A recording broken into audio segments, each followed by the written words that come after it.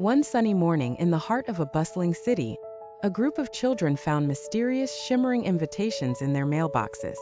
The envelopes were golden, and when they touched them, they felt a warm, tingly sensation run through their fingers. The invitations were addressed to each child personally, and when they opened them, they read, "Dear, your name.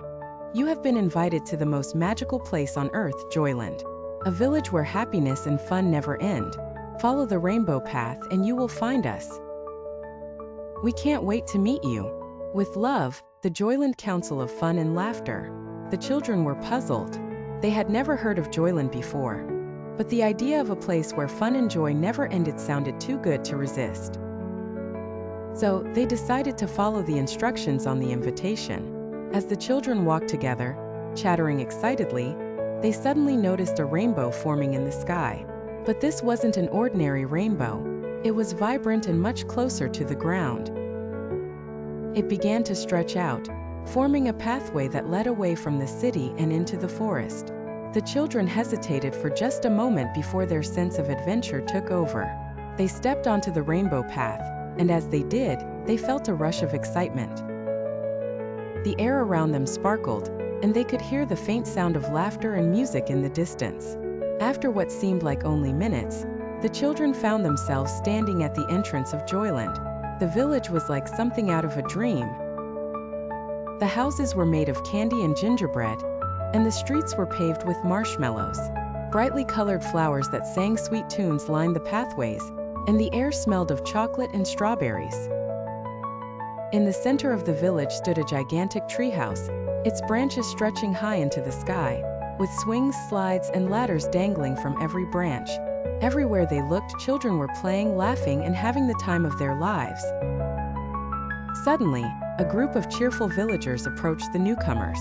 They were dressed in the most colorful clothes the children had ever seen, with big smiles and sparkling eyes. "Welcome to Joyland," said a tall, jolly man with a long beard made of cotton candy. "I'm Mr. Chuckles, and this is Miss Giggles and Sir Tickleton. We're here to make sure every child has the best time ever." The children couldn't believe their eyes. Everywhere they looked, there were games, toys, and endless activities.